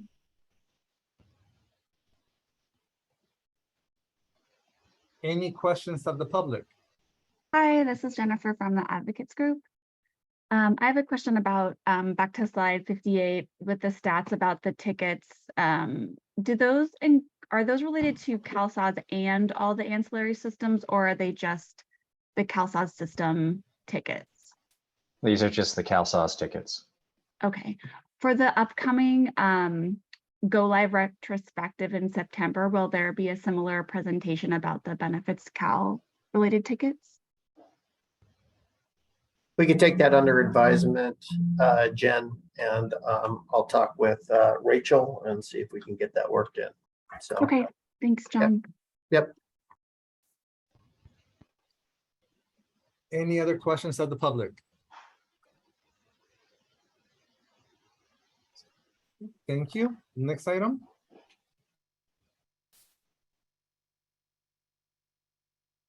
Hi, everyone. Good morning. This is Apurva. I will be providing the updates on IBNB activities. Our scope is actually to assess the CalSAWS TDNI activities, and we are currently focusing on the topics which you're seeing on the screen. Let me provide you an update, starting with imaging migration. Things are looking good on imaging. The image and document migration from Kelvin to CalSAWS for wave 1 and subsequent waves is on track. The Kelvin imaging UAT execution completed on time with high pass rate, and the overall feedback from the participants was positive.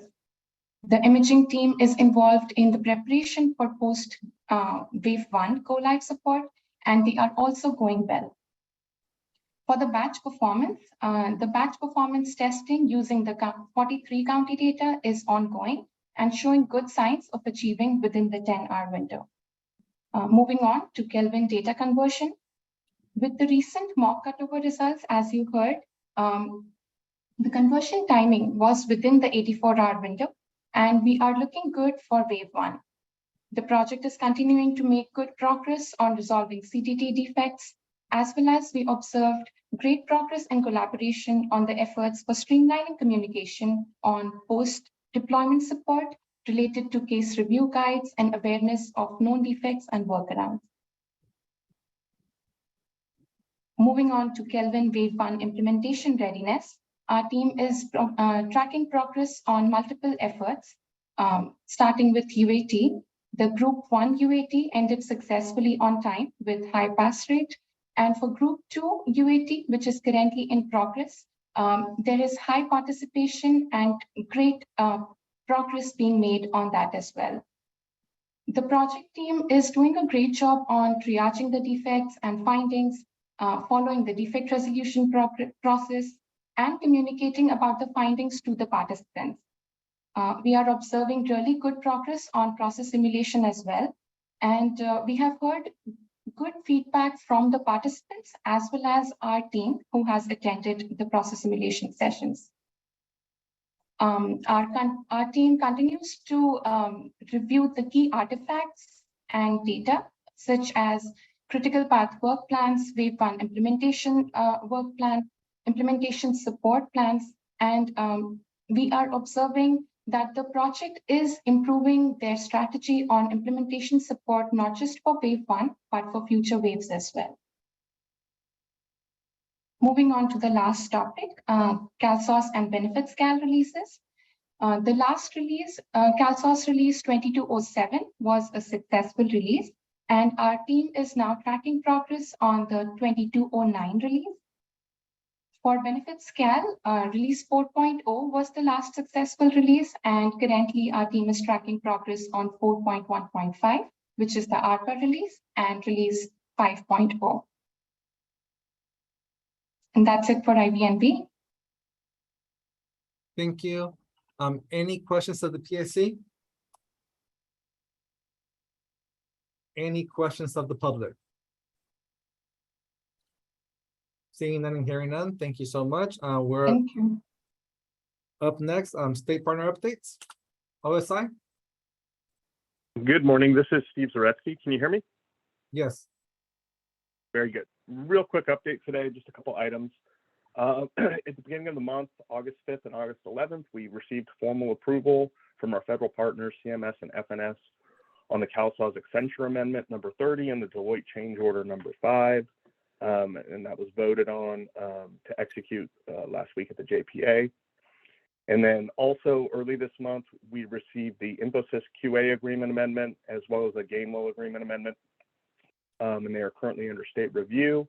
We are targeting submission to our federal partners at the beginning of September 6th.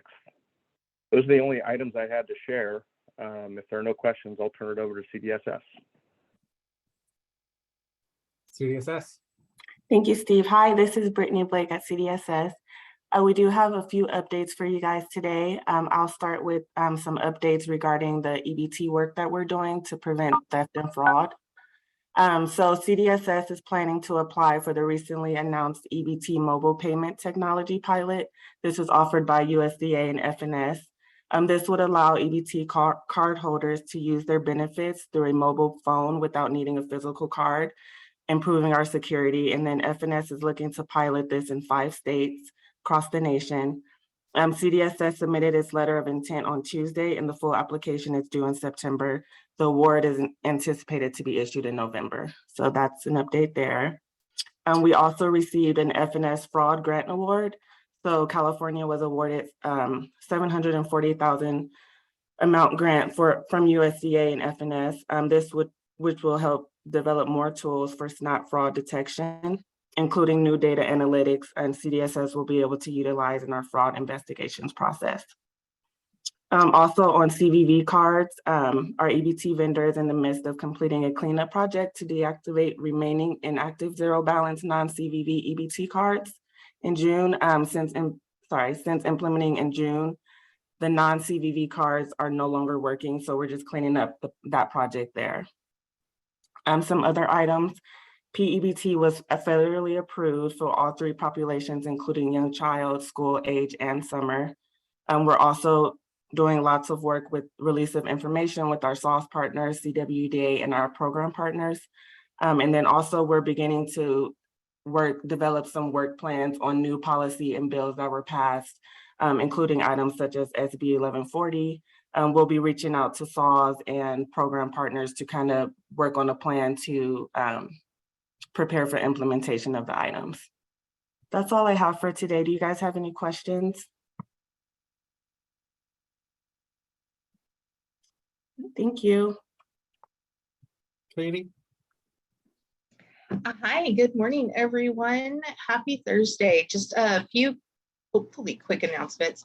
DHCS has released quite a few ACWDLs, so I'll just go ahead and highlight those. The first one is ACWDL 2218. Again, that's 22-18.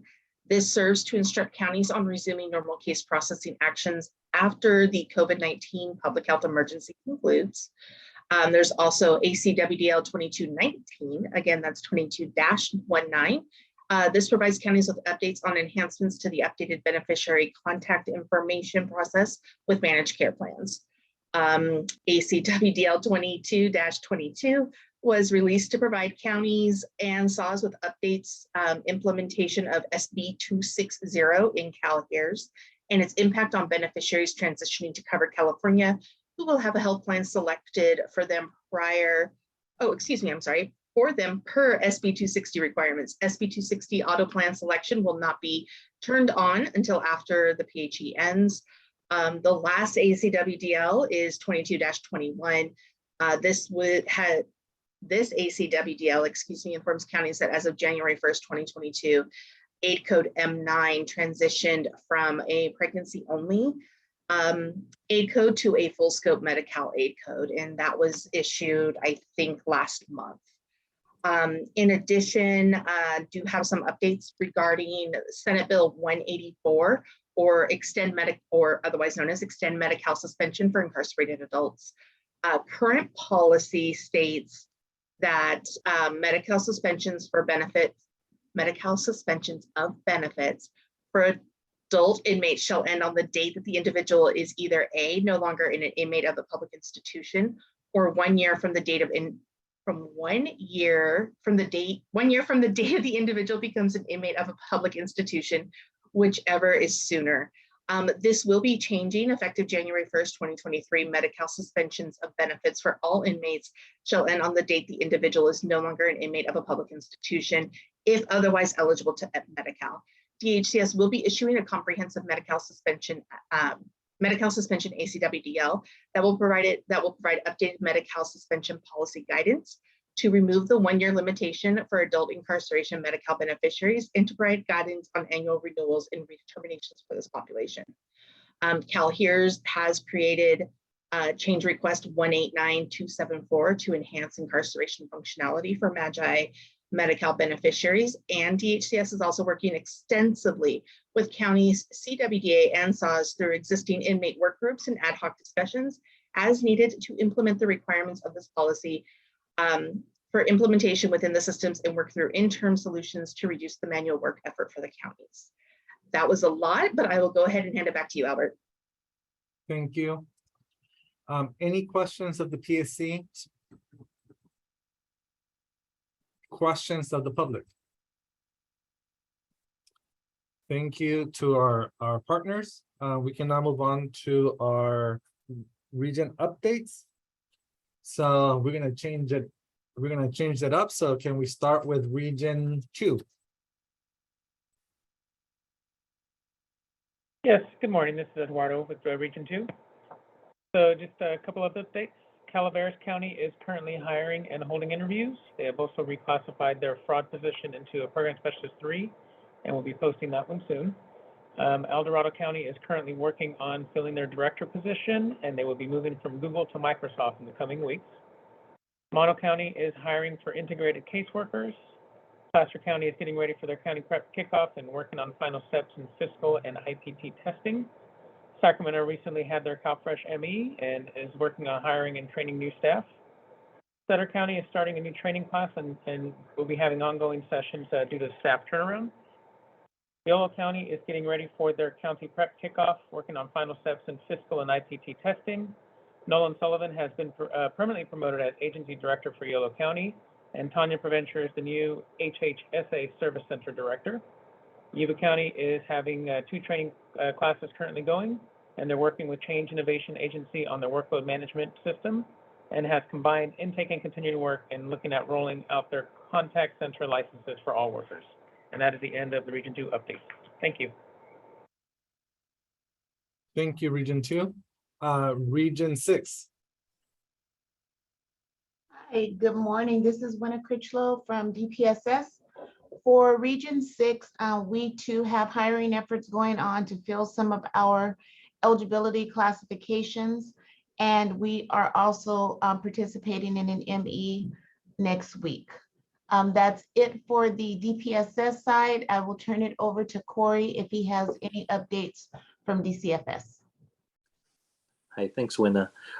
No, just to say I'm glad to be back and participating in these meetings, but I have no update at this point. Thank you. Thank you, Region 6. Region 3. Morning, this is Rachel from Region 3. We have just a couple of our counties have submitted some updates for this month. For Humboldt, Humboldt reports that they promoted a new program manager for their CalWorks Welfare to Work and General Relief programs. The county is currently under a hiring freeze for the next 3 months for most positions, but does not include their eligibility specialist trainees. Mendocino County, we just completed a CalWorks training course for journey level staff. We do have a new eligibility induction class that will be starting on September 6th. And we are currently working on finalizing our e-signature training information to send out to all staff. Tehama County reports a new class of 3 eligibility workers, which just started. They also unfortunately report they lost 2 experienced eligibility supervisors, both with over 17 years of experience. They have been working on revamping their lobby to increase efficiency and are still looking to hire more staff in eligibility, support staff, fiscal, and analysts. And then Trinity County also reporting still actively recruiting for many positions. And those are the only updates that we have to provide for Region 3. Thank you. Thank you, Region 3. Region 1.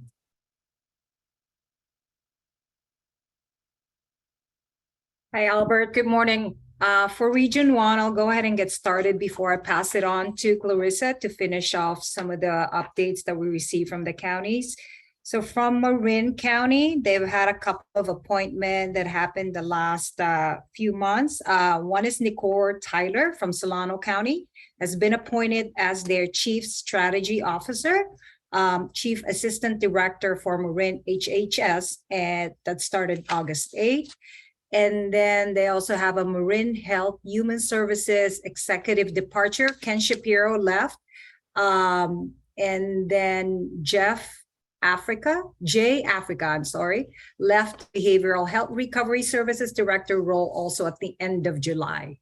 For Santa Cruz, they are working on their CalSAWS efforts and then updating their county intranet page. They're completing their ad hoc reporting discovery sessions.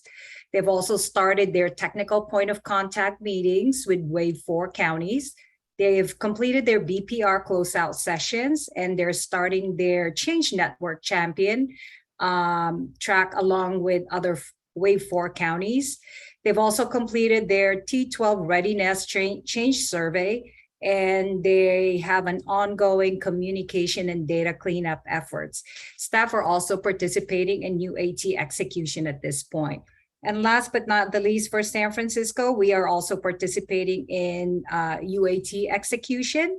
And I also want to say thank you to Riverside. They are hosting a site visit for us sometime this September for us to see their use of lobby management functionality in CalSAWS. We just finished Eve's audit yesterday, and we are also participating in ME next week. And I'll pass it on to Clarissa. Hello, everybody. From Monterey County, their General Assistance Internal Audit just wrapped up. Findings from that audit and discussions with individual workers and supervisors are now taking place. Like most other counties, Monterey County is busy getting back to their new normal, whatever that new normal is for everybody. They continue to follow the Cal-OSHA protocols for COVID outbreaks in their respective district offices. Staff continue to work hybrid schedules. Each branch varies on how many days they are in the office and how many days they are working from home. They have ongoing efforts to fill vacancies in all their departments. And during their May report, Monterey County announced the appointment of a new assistant director, Roderick Franks. Roderick is responsible for human services and administrative support. Lori Medina, the director, is responsible for the program branches. Lastly, for San Mateo County, Well, Dr. J Africa moved from Marin. He's joining us, coming on board in San Mateo County at the end of the month or towards the end of the month. He will be our new Assistant Agency Director. We are also attending CalSAWS training preview sessions now through August 26th. We will start our BPR closeout session in August 29th, and that will go through until September 12th.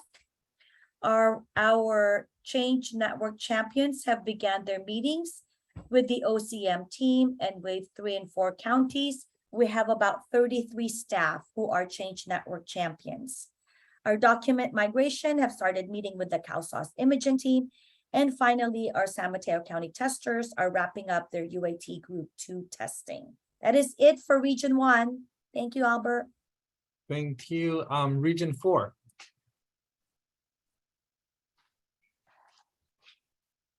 Okay, hi, Cindy from Region 4. You tripped us up today, Albert. Okay, here's some updates for Region 4. Fresno County, the UAT in-person testing began in July 29th, 2022. And they also report that Child Welfare Services has moved into a new building on the same campus as Eligibility and Administration, and they have added some staff, deputy director, social work supervisors, and program specialists. Mariposa County has reported they've hired a new lead worker, Kevin Walters, a new system support analyst, Jordan Harrington. They added a new CalSAWS interview room for use. And they have some new super users as SMEs, and we'll be adding them to the SME user groups. They actually reported they had a devastating fire in their community, lost over 120 homes. And so we're sorry to hear that in Mariposa County and hope they've all recuperated from that. They're also working on filling their last ES3 positions by September 1st. In San Luis Obispo County, they have completed their in-person 2B mapping sessions, which included participation from line staff and leadership. And they are currently in the review process of that effort. They've purchased some kiosks that will be approved and will be incorporated into use with CalSAWS.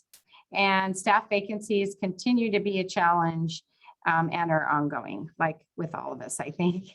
In Stanislaus County, they have revised their Ebt Card Policy that was effective July 11th. Along with the opening of the downtown service center as a location for homeless individuals, on their 3rd, 4th, or 5th Ebt card replacement, they will have their card mailed to the downtown service center for pickup. Erlinda Calzano is their new assistant director over the StanWorks division. Erlinda was a StanWorks senior program manager for the past 6 years and has many years of experience with the agency, including being a prior PPOC for Stanislaus.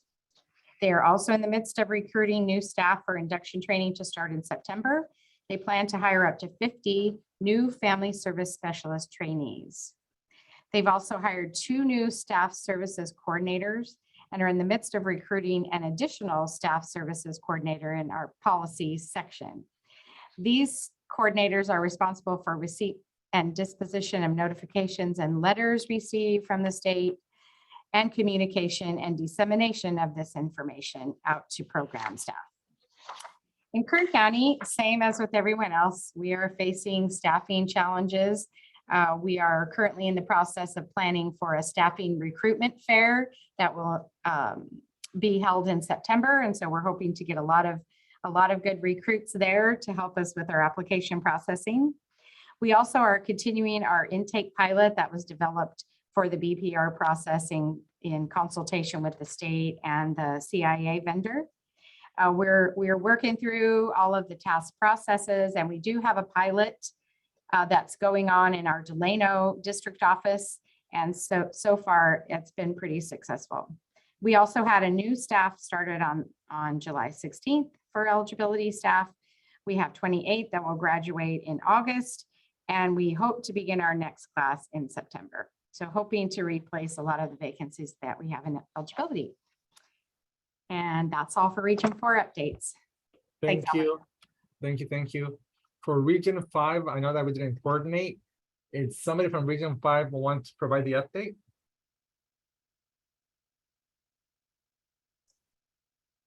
I can give the update. Thank you. So this is Shalon. So for Ventura County, a new IPOC was identified due to promotion. Staff there continue to work on CalSAWS UAT. Their business process redesign closeout sessions were completed with Deloitte. Their T9 survey was sent to internal and external end users and completed. Overall response rate was 68.7% and 77% for agency staff. Lots of work ahead since they're 8 months away from CalSAWS go live. So they have deployed their Change Network champions, and that team will receive early exposure to CalSAWS through LMS and training preview sessions. And Ventura is looking forward to attending county sharing events to learn more about best practices in migrated counties. And then for Santa Barbara, CalSAWS project team was recognized by Santa Barbara County Board of Supervisors as Employees of the Month for August. And Daniel Nielsen is serving as interim director for Public Health Department while recruitment for a new public health director is underway. And he remains the director while taking on this additional assignment. And that's all the updates for Region 5. Thank you to all regions for reporting. Any questions from the PSC and or the public? Hearing none and seeing none, that concludes our meeting for today. If there's no other items, John, I think we can adjourn the meeting. Well, I think you finished it in record time, Albert. So thank you. There we go. Have a good, enjoy the rest of your day, everyone. Thanks, everybody.